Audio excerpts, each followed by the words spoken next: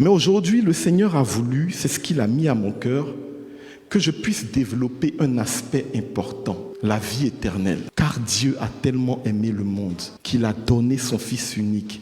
Pourquoi? Parce que l'homme doit accéder à une vie particulière. L'homme doit accéder à la vie éternelle. Donc vraiment, le Seigneur a mis à mon cœur aujourd'hui que nous puissions partager sur cela. Qu'est-ce que la vie éternelle? Personnellement, ça m'intéresse. J'aimerais vivre longtemps. Donc, je voudrais savoir ce que le Seigneur appelle la vie éternelle. Amen. Donc, pour cela, le Seigneur a porté mon regard dans les Écritures joanniques, les Écritures de l'apôtre Saint Jean. Et c'est important de comprendre parce que Saint Jean, c'est vraiment celui qui peut nous éclairer, qui peut nous apporter. Et surtout, dans le cas de la vie éternelle, c'est lui qui va nous permettre de mieux comprendre. Amen. Voici quelqu'un qui a vécu nonagénaire, octogénaire, nonagénaire, c'est-à-dire qu'il a vécu jusqu'à 90 ans au moins. Ses écrits sont tardifs. Il était avec le Christ, il a vu mourir tous ses amis. Toutes les personnes avec lesquelles il marchait à la suite du Christ sont tous morts et enterrés. Il ne restait que lui. C'est le seul qui a vécu vieux. Amen. Alors que tout le monde était mort. Et mort de quelle manière? D'une manière que vous et moi, on n'a pas forcément envie de découvrir. Il est resté tout seul. Et en plus, le Seigneur a attiré mon attention sur le fait qu'il a vécu longtemps avec la Vierge Marie. Amen. Rappelez-vous, lorsque le Christ vivait sa passion et qui culminait dans la souffrance, la parole nous révèle que le Christ était sur la croix, il était en train de souffrir pour que vous et moi, nous soyons sauvés. Et là, à un moment donné, il a pensé à Saint Jean. Et il dit, Saint Jean, voici ta mère. Mère, voici ton fils. Vous vous rappelez de ce passage, n'est-ce pas? Il a confié sa mère, la Vierge Marie, à Saint Jean. Donc Saint Jean a vécu pendant des années avec la Vierge Marie. Alors que, rappelez-vous, qu'est-ce qu'on dit de la Vierge Marie? Elle ne parlait pas beaucoup. Elle gardait tout dans son cœur. Donc vous imaginez quelqu'un qui, pendant des années, il n'y avait pas Facebook à l'époque, il n'y avait pas de télé, ils avaient le temps de se parler, c'est pas comme aujourd'hui. Pendant des années, il a eu le temps de parler à la Vierge Marie. Ils ont discuté, à mon humble avis, ils ont parlé de Jésus-Christ pendant longtemps. Donc c'est vraiment quelqu'un qui a reçu un certain nombre de révélations. Et en plus, il les a reçues pendant très longtemps. Et en plus, il a vécu vieux. Et en plus, une fois Saint Jean, celui qu'on appelle aujourd'hui Saint-Pierre, Simon, a demandé au Christ, mais celui-là, Jean, qu'est-ce qui va lui arriver en fait? Et le Christ lui répond, mais si je veux qu'il meure pas, où est ton problème à toi? Donc vous imaginez, voici quelqu'un qui a peut-être 80 ans, et qui dans sa tête se dit, peut-être que je vais jamais mourir, moi. Il a vécu l'Assomption de la Vierge Marie. Il a été même ébouillanté en Grèce. Lorsqu'il vivait sa passion, on l'a mis dans de l'huile chaude. L'histoire de l'Église nous dit qu'il est sorti de l'huile chaude tranquillement. Et il a continué sa vie. Donc voici quelqu'un qui va beaucoup nous apporter ce soir pour comprendre la vie éternelle. Vous êtes d'accord ou pas? Jean chapitre 8, verset 51 nous dit, en vérité, je vous le dis, si quelqu'un garde ma parole, il ne mourra jamais. Amen. En vérité, je vous le dis, si quelqu'un garde ma parole, il ne mourra jamais. Ça, c'est le genre de texte qui me plaît. J'aime à dire que moi, je ne mourrai jamais parce que de temps en temps, j'essaie de garder la parole de Dieu. Donc, on sait que la vie éternelle a un lien étroit, un lien substantiel avec la parole de Dieu. Mais le Seigneur a également révélé à Saint Jean, Jean chapitre 17, verset 3, la vie éternelle, c'est de croire en Dieu, le seul vrai Dieu, et en celui qui l'a envoyé, Jésus-Christ. La vie éternelle, la vie qui ne finit pas, c'est de croire en Dieu et c'est de croire en son Fils, Jésus-Christ. Donc déjà, au travers des Écritures de Saint Jean, on sait que la vie éternelle est une vie dans laquelle on doit baigner dans la parole de Dieu, n'est-ce pas? Et qu'il y a un but. Le but de la vie éternelle, c'est de connaître Dieu et de connaître celui qui l'a envoyé, Jésus. Alors, qu'est-ce qui s'est passé? Qu'est-ce que la vie éternelle? En fait, c'est très simple. À l'origine, dans le livre de la Genèse, on nous apprend le deuxième récit de la création, que l'homme, bien-aimé de Dieu, vous et moi, dans le projet initial de Dieu, nous devons être créés et nous avons été créés à l'image et à la ressemblance de Dieu. Et l'image et à la ressemblance de Dieu, ce n'est pas une question de ressemblance physique uniquement. C'est aussi une ressemblance dans le caractère. Si vous êtes quelqu'un qui est généreux et que parmi vos enfants, il y a un enfant qui est également généreux, on dira de cet enfant qu'il vous ressemble, n'est-ce pas? C'est-à-dire que l'être humain, dans le projet initial, devait ressembler à Dieu en tout point, dans son attitude, dans ce qu'il dit, dans ce qu'il fait, dans ce qu'il a dans le cœur, dans les sentiments. Nous devions agir comme Dieu. Et puis, il y a eu un petit incident qu'on connaît tous, l'affaire de la pomme, n'est-ce pas? Et l'homme a été chassé de la présence de Dieu. L'homme a été chassé de la présence de Dieu. Il a perdu sa relation avec celui qui l'a créé. Mais bien aimé de Dieu, ce que j'aimerais vous dire aujourd'hui, c'est qu'en dépit de cela, en dépit du péché qui a conduit l'homme hors de la présence de Dieu, l'amour de Dieu pour nous n'a jamais changé. En fait, tout vient de là. La vie divine, ce qu'on appelle aujourd'hui la vie Joé, la vie qui jaillit, tout vient du fait que, en dépit du fait que nous avons péché, en dépit du fait que nous avons introduit la mort dans le monde, rappelez-vous, Caïn et Abel, l'un qui tue l'autre, qui enlève la grâce de la vie à son prochain, il ôte la vie à son propre frère. En dépit de cela, l'amour de Dieu, lui, n'a jamais changé. C'est l'homme qui s'est éloigné de Dieu. Mais Dieu ne s'est pas éloigné de l'homme. Donc tous les jours et toutes les nuits, Dieu cherchait à retrouver l'homme, à retrouver sa création, celui qu'il a créé pour aimer, parce qu'il ne nous a pas créés pour le servir, il nous a créés pour nous aimer, comme des enfants de Dieu. C'est nous qui avons fauté.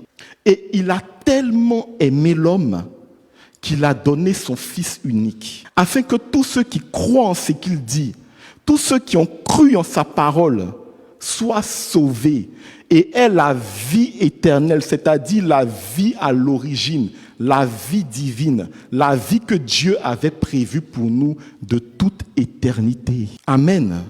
Est-ce que vous percevez? C'est pour ça qu'il a donné son Fils en sacrifice, pour pouvoir nous sauver, alors que c'est nous qui avons péché, alors que c'est nous qui nous étions éloignés. Mais son amour pour nous était si grand qu'il a consenti ce sacrifice. Et Jésus est venu, il a donné sa vie. Et on va le fêter cette semaine, parce qu'après avoir donné sa vie, il est ressuscité. C'est-à-dire qu'il a détruit la mort, il a détruit le péché originel, il a détruit le péché que Caïn avait fait sur Abel. Il a tout détruit et nous a redonné la vie. Amen. Mais sa mission, en tant qu'incarnation du Verbe, sa mission était arrivée à une étape. Il avait préparé un certain nombre de personnes autour de lui qui devaient continuer l'œuvre. Parce que ce qu'il avait fait, bien-aimé de Dieu, si personne n'en parlait, vous et moi aujourd'hui, nous n'étions pas au courant. Qui pouvait savoir aujourd'hui ce qui s'était passé il y a 2000 ans quelque part en Palestine? Donc sa mission avait atteint une étape. Amen. Et c'est là qu'il a fait quelque chose d'extraordinaire. Vraiment, on peut dire merci à Jésus. Ça, par contre, je vais vous le lire, parce que c'est important. Même si la parole a pris cher en moi, ça, il faut que je lise.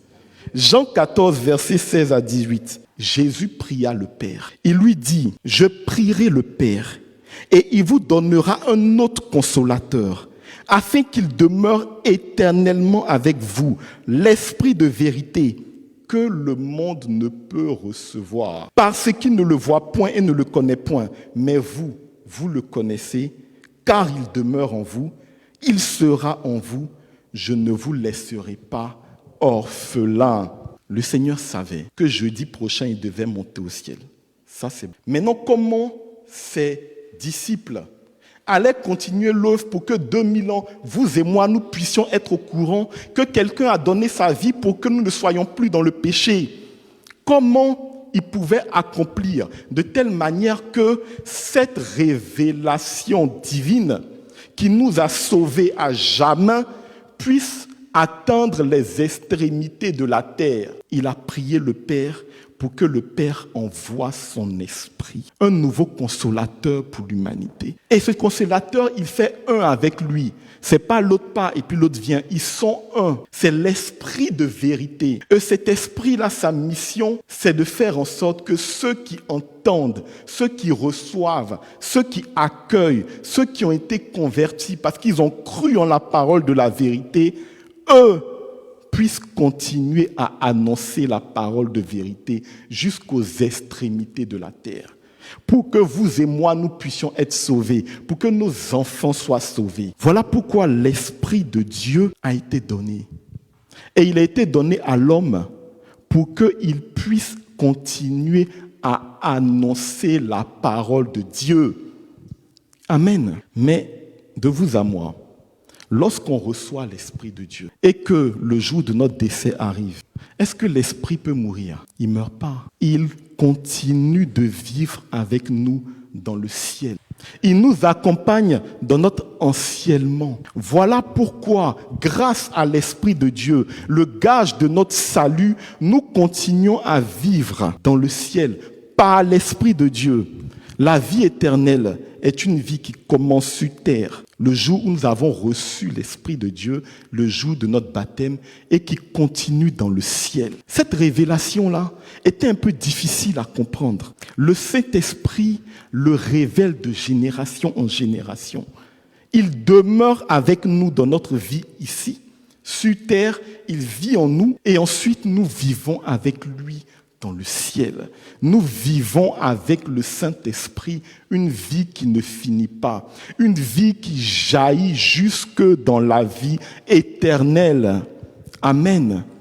Voilà pourquoi le Christ le comparait à l'eau vive, l'eau de la vie. Amen.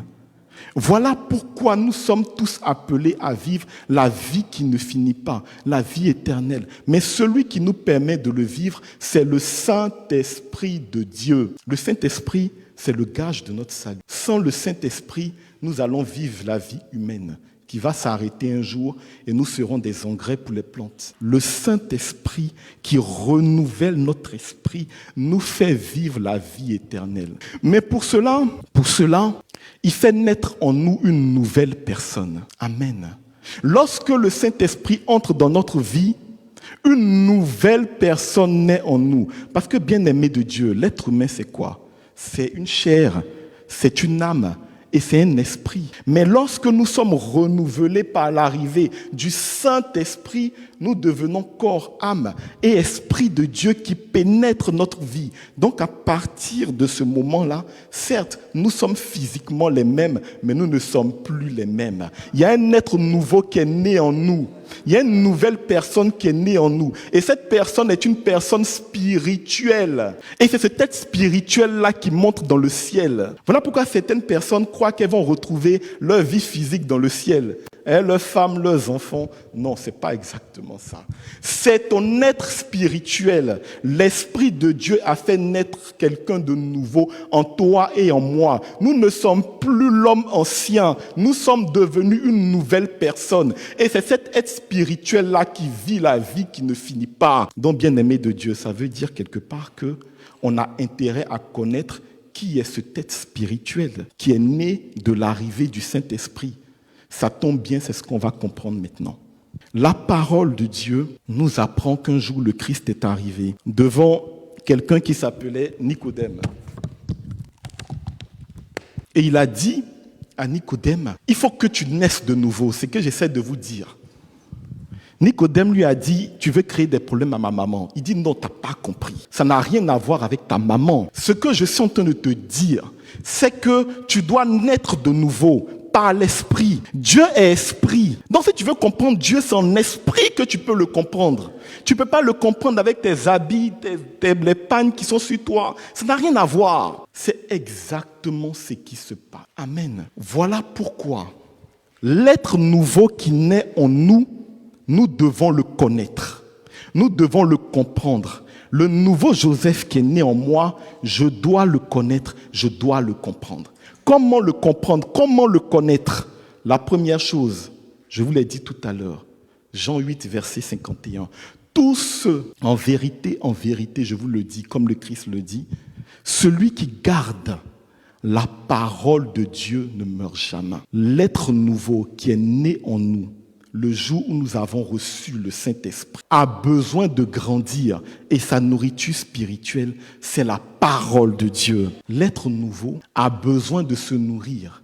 Il a besoin de lait, il a besoin de cérélac, si vous voulez. Et sa nourriture spirituelle, c'est la parole de Dieu. En d'autres termes, celui qui a reçu l'Esprit de Dieu, le jour de son baptême, s'il était bébé, on peut comprendre qu'il ne lise pas, on est d'accord. Mais à un moment donné, il sait lire et écrire. Celui qui a reçu l'Esprit de Dieu et qui ne lit jamais la parole de Dieu ou qui ne lit que lorsqu'il est dans le carnet de messe devant le Père Raphaël ici, ça sera difficile pour lui de grandir. D'autant plus que je vous disais tout à l'heure que le Saint-Esprit qui est venu pour nous a une mission. Il est venu pour permettre à la parole de Dieu d'être annoncée aux pauvres. Les pauvres ici, c'est les pauvres au sens spirituel, c'est-à-dire ceux qui n'ont pas reçu la richesse de la parole divine. Il n'est pas venu pour regarder la télévision avec nous. Il n'est pas venu pour regarder les réseaux sociaux avec nous. Il est venu pour que nous soyons des missionnaires. Il est venu pour que la parole de Dieu se répande sur toute la terre. Mais si on ne connaît pas la parole de Dieu, lisons la parole de Dieu. Je vous en supplie. Et lorsqu'on lit la parole de Dieu, il y a également, nous sommes des chrétiens catholiques. Dans l'église catholique, il y a ce qu'on appelle le magistère de l'église. La catéchèse de l'église catholique, qui a déjà essayé de lire un peu. Il y a des religieuses, donc je suis sûr qu'elles ont lu. Il y a mes sœurs de foi et prière. C'est un peu difficile à lire. Mais ce n'est pas pour d'autres personnes que ça a été créé, c'est pour nous. On entend parler du Concile Vatican II. Il faut qu'on essaie de comprendre, même si on ne comprend pas tout. C'est pour nous que des gens se sont réunis en concile. Toute l'histoire de l'église, l'histoire des saints, l'histoire des martyrs, c'est comme ça qu'on pourra grandir. C'est comme ça qu'on pourra annoncer la parole de vérité. C'est comme ça qu'on pourra accomplir parfaitement la prière de Jésus-Christ lorsqu'il a prié à son Père, pour que l'œuvre de salut puisse se répandre partout. Amen. Et bien aimé, j'ai une bonne nouvelle. La Bible n'est pas un somnifère. Lorsqu'on lit la Bible pour de vrai, je vous assure, la Bible dit c'est comme du miel avec un arrière-goût amer. Parce qu'il peut toucher en nous des choses qui vont parfois nous heurter, mais ça réveille, ça n'endort pas. Je vais vous expliquer ce qui se passe. Bien-aimé de Dieu, la parole de Dieu, lorsqu'on essaie de la comprendre, lorsqu'on essaie de nous imprégner, l'être nouveau dont je vous parlais, le bébé spirituel qui est né, il commence à boire du lait, n'est-ce pas? Le lait de la parole, il boit, et normalement, un jour, il commence à grandir. Normalement, l'être qui commence à grandir, ce petit adolescent ou ce jeune homme, il faut qu'il ait un cœur, parce que bientôt, il va rencontrer sa fiancée.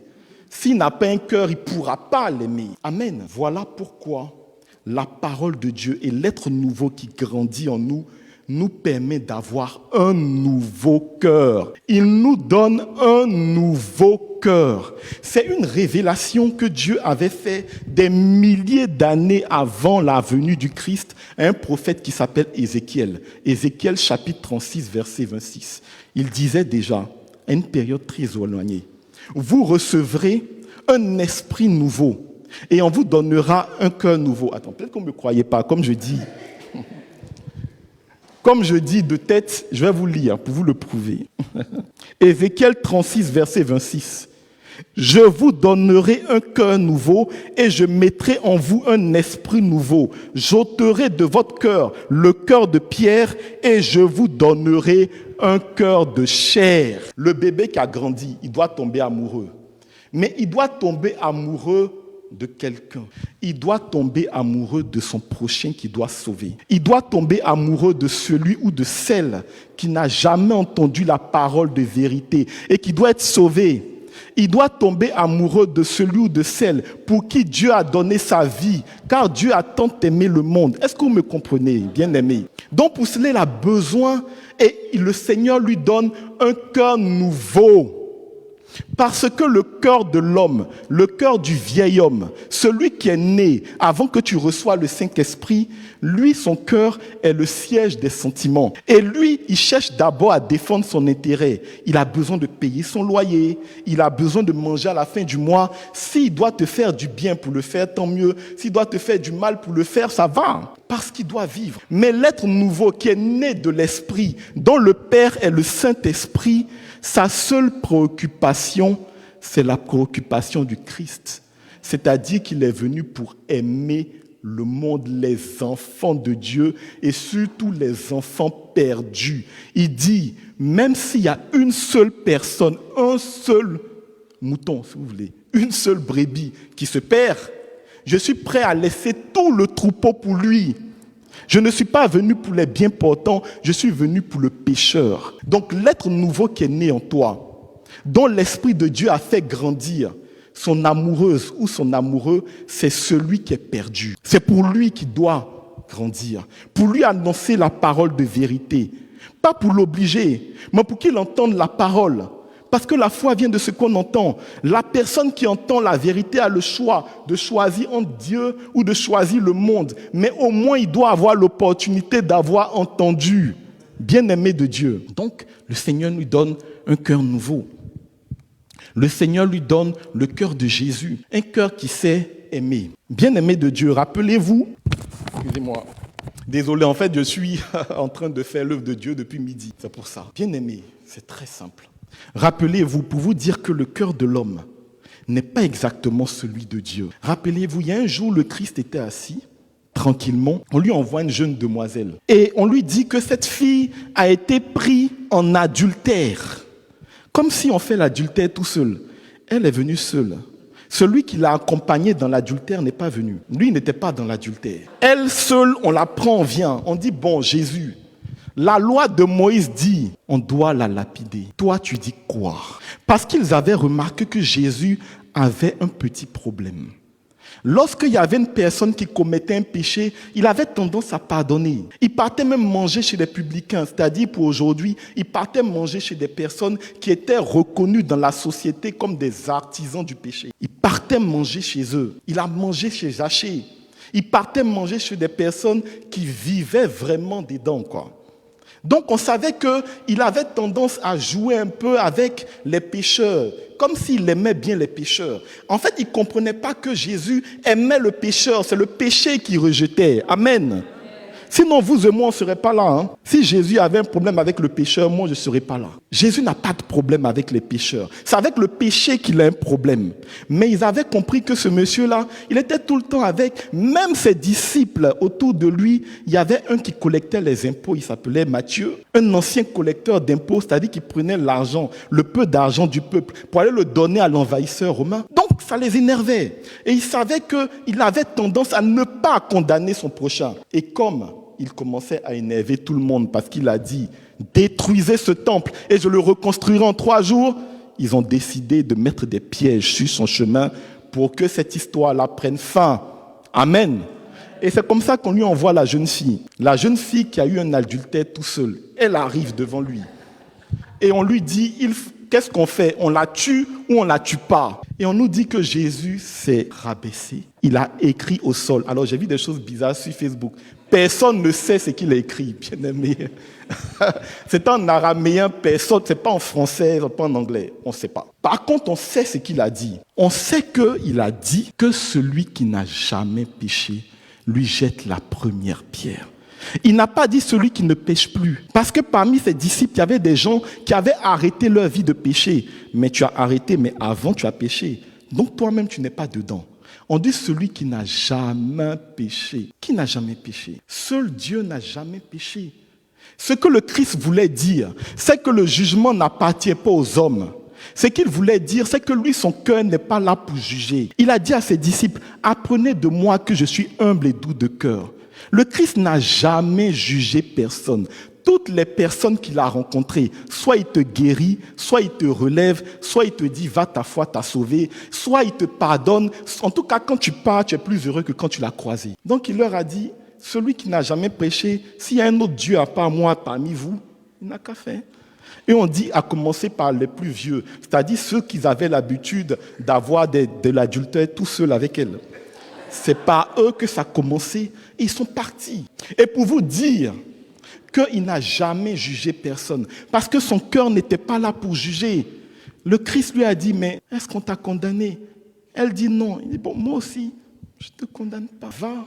Pardon, il faut arrêter de pécher quand même. Mais va. Et c'est comme ça qu'elle est partie. Et c'est ce cœur d'amour-là que le Seigneur donne à l'adolescent spirituel, parce que bientôt il va rencontrer sa chérie, il va rencontrer sa bien-aimée qui est un pécheur récidiviste qui attend de recevoir le Christ. Amen. Est-ce que vous comprenez ce que je vous dis? Amen. Waouh, non, on a commencé tard mon frère. On a commencé tard.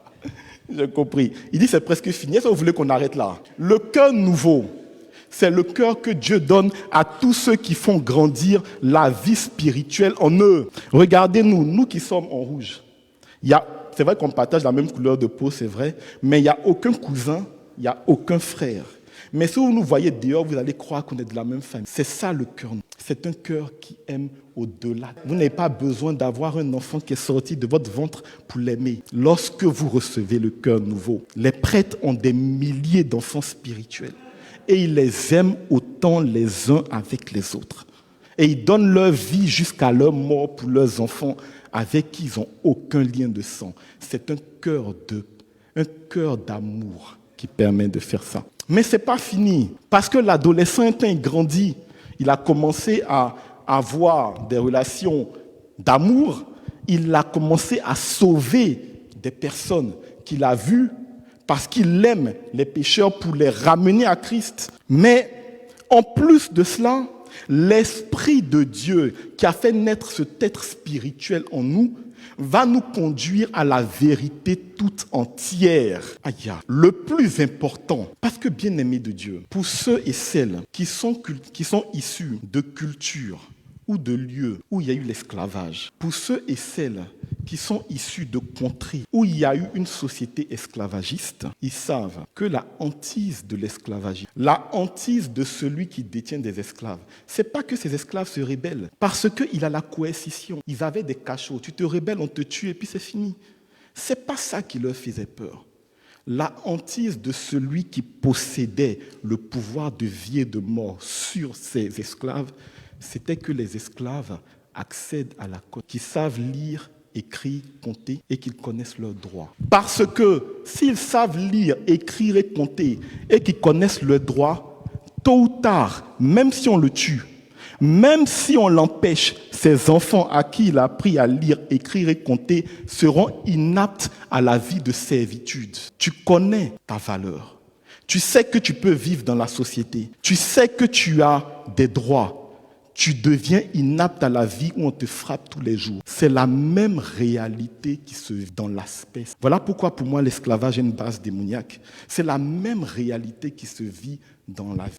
Peu importe que ce soit des liens familiaux, que ce soit des maladies qui ont des origines, de quelque nature que ce soit des lieux qui ont été des lieux de blessure, que ce soit des souffrances parce qu'on a voulu vous ôter la vie avant que vous viviez. Peu importe les blessures, la solution à ta douleur se trouve dans la parole de Dieu que le Saint-Esprit, l'être nouveau, va te révéler. La Bible est remplie de toi. La Bible parle de toi et de moi. La Bible est remplie de connaissances sur toi et sur moi. Les personnes avec qui je partage la parole de Dieu le savent.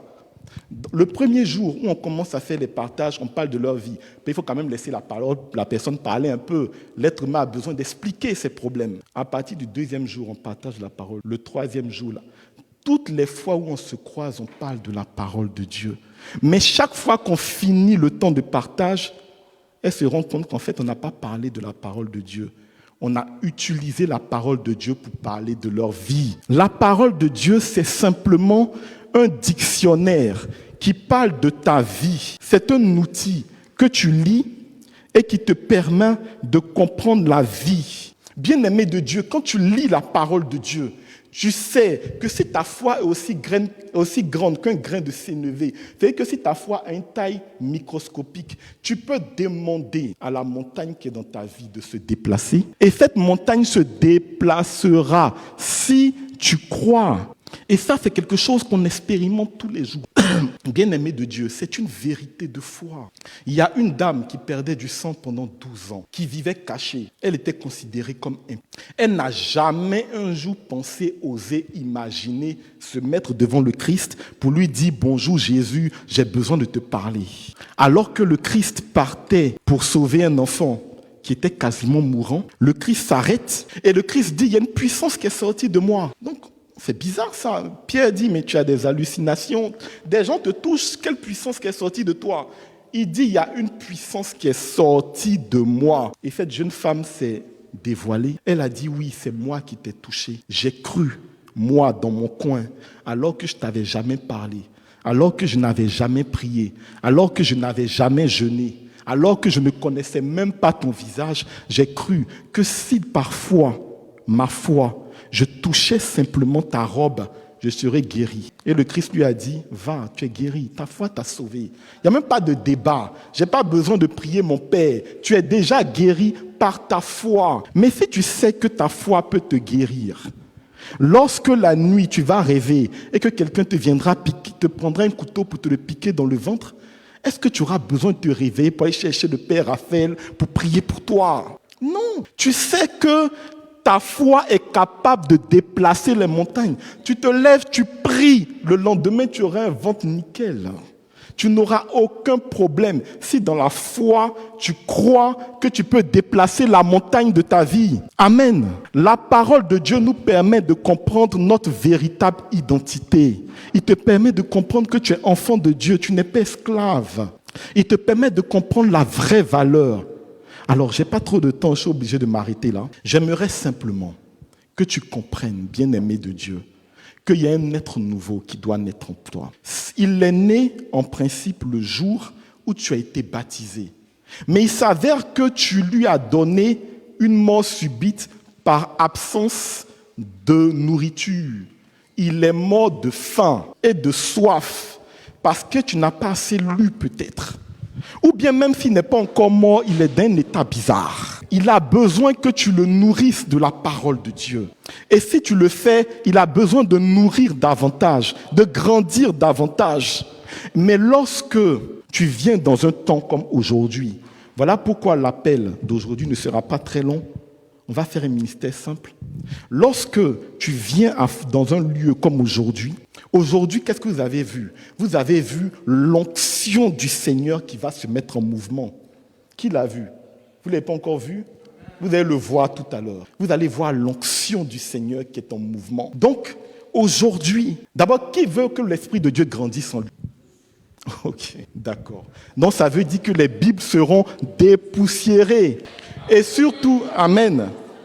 Et on va prier, on va faire un appel pour tous ceux et celles qui veulent avoir ce qu'on appelle l'intelligence des Écritures. C'est-à-dire le don qui permet de comprendre ce qu'on lit. Parce qu'en vérité, parfois on lit, mais on ne comprend pas en fait. C'est ça, non, en règle générale, c'est ça. On lit, mais on n'a pas compris. C'est bien. Ceux qui lisent et qui ne comprennent pas, il y a ce qu'on appelle le don de l'intelligence des Écritures. On va invoquer ce don-là pour vous. Que le Saint-Esprit nous remplisse. Il va nous remplir du don de sagesse, de l'intelligence qui nous permet de comprendre, le don de science, le don de force qui te permet de surmonter les épreuves de ta vie. Lorsqu'on entrera à l'appel et que vous avancerez, on priera pour vous parce que le temps est favorable et l'onction est déjà disponible. Et vous allez voir que votre cœur va changer, que votre manière d'aimer votre prochain va changer. Vous allez voir qu'une personne va grandir en vous. Amen.